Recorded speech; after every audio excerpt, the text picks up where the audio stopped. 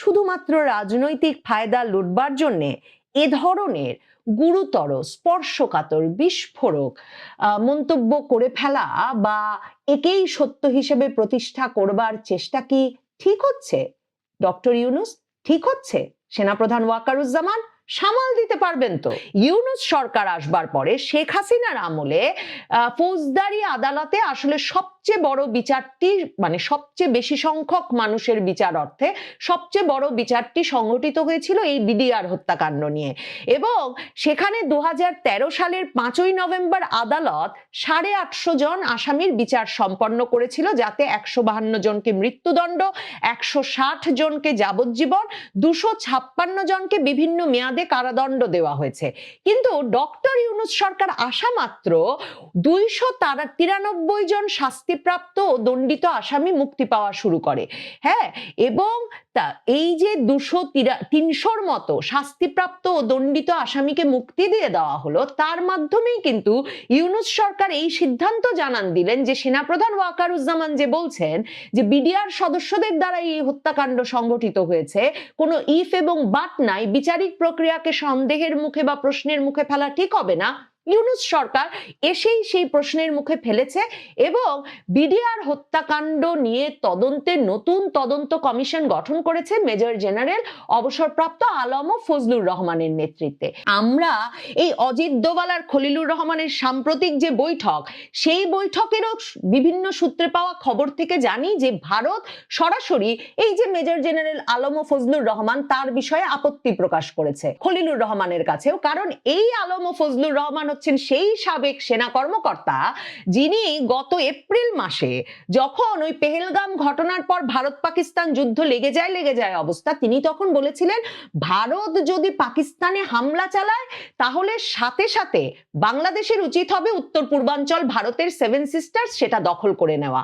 এবং তিনি তখন তার এই মন্তব্যে ভারতের পররাষ্ট্র মন্ত্রণালয় উদ্বেগ প্রকাশ করলে, নিন্দা জানালে, বাংলাদেশের পররাষ্ট্র মন্ত্রণালয় যখন বলে যে আলম ফজলুর রহমানের এই মন্তব্যের সাথে তারা একমত নন, তখন ভারত প্রশ্ন তুলেছিল। ভারতের সরকারি পর্যায় থেকে প্রশ্ন উঠেছে যে তাহলে এরকম একজন ব্যক্তিকে বাংলাদেশ সরকার একটা সরকারি তদন্ত কমিশনের প্রধান হিসেবে নিযুক্ত করেছে কি করে?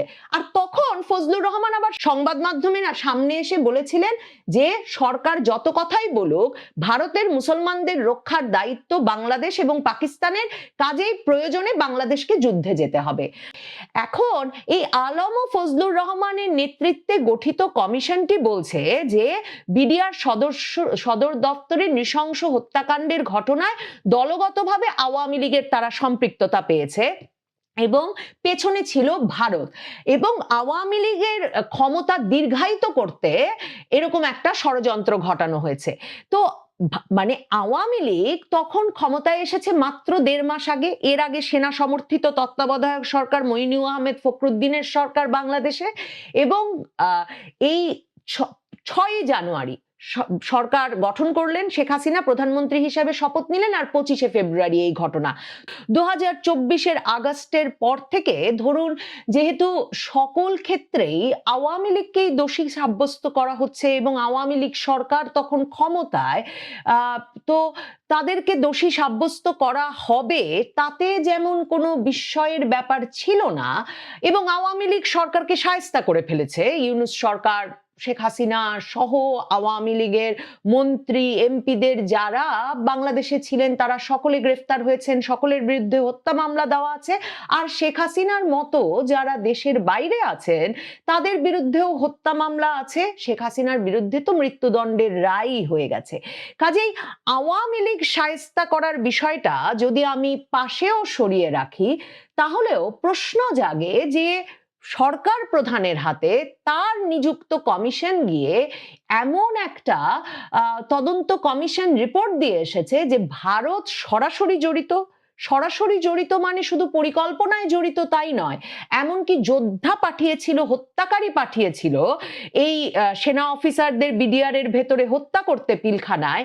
এমন ইঙ্গিত বা এমন মন্তব্য যখন সরাসরি কমিশন প্রধান আরেক সাবেক সেনা কর্মকর্তা মেজর জেনারেল অবসরপ্রাপ্ত আলম ফজলুর রহমান করছেন, তখন ইউনূস সরকার, ডক্টর মোহাম্মদ ইউনূস কিংবা সেনাপ্রধান ওয়াকারুজ্জামান কি করে ভারতের বিরুদ্ধে কোনো ব্যবস্থা গ্রহণ না করে বা ভারতের কাছে এর ব্যাখ্যা না চেয়ে দিনাতিপাত করছেন, দিন গুজরান করছেন, সে প্রশ্ন তো আমাদের করতেই হয়। কারণ দেখেন, শুধু যদি এই এপ্রিলের কথা মনে করেন, কাশ্মীরে পেহেলগামে যখন ২৬ জন বেসামরিক নাগরিক নিহত হলেন ভারতের পেহেলগামে, তখন ভারত যারা সশস্ত্র যে ৩ সন্ত্রাসী এসে সেই হত্যাকাণ্ডের ঘটনা ঘটালেন, ভারত তার সঙ্গে পাকিস্তানের সম্পর্ককে পেয়ে পাকিস্তানে যুদ্ধ ঘোষণা করলো এবং পাকিস্তানে অপারেশন সিন্দুর শুরু করলো এবং এরপর ভারত পাকিস্তানের মধ্যে একটা যুদ্ধের ঘটনা ঘটলো। দেখেন,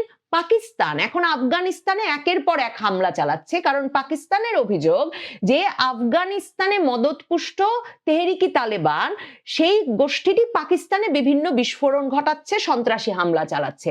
তাহলে বাংলাদেশে সন্ত্রাসী হামলা নয়, বাংলাদেশে একটা আমাদের বাহিনীর সদর দফতরের ভেতর ঢুকে বাহিনীর শীর্ষ কর্মকর্তাদের আরেক বাহিনীর জওয়ানদের দ্বারা হত্যা করা হলো এবং তাদের সঙ্গে শক্তি যোগাতে কিনা ভারতীয় বাহিনী ওই বাহিনীর সদর দফতরের ভেতর ঢুকে গেল। এই বিষয়গুলোর তো তদন্ত হওয়া শুধু জরুরি নয়, এই বিষয়গুলোর তো সামরিক জবাব দিতে হবে এখন সেনাপ্রধান ওয়াকারুজ্জামান এবং ডক্টর মোহাম্মদ ইউনূসকে। এবং ডক্টর মোহাম্মদ ইউনূস এই আলম ও ফজলুর রহমানের যখন তদন্ত কমিশনের রিপোর্ট পাচ্ছেন, তখন তিনি বলেছেন যে ইতিহাসের এই ভয়াবহ ঘটনা নিয়ে জাতির অনেক প্রশ্ন ছিল, এই কাজের মধ্য দিয়ে নাকি সব প্রশ্নের অবসান ঘটেছে।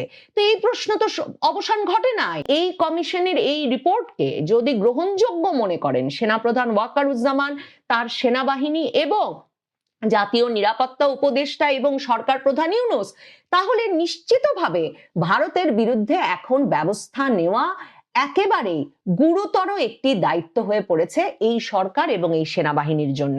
না হলে প্রশ্ন তুলতেই হবে, আমাদের স্বাধীনতা সার্বভৌমত্বের দায় আমরা এমন মেরুদণ্ডহীন ব্যক্তিত্বহীন সরকার আর সেনাবাহিনীর কাছে কিভাবে দিয়ে রেখেছি, নাকি শুধুমাত্র রাজনৈতিক ফায়দা লুটবার জন্য এমন উদ্ভট মিথ্যা দাবির প্রতিবেদনকে তদন্ত প্রতিবেদন হিসেবে সামনে প্রকাশ করা হচ্ছে।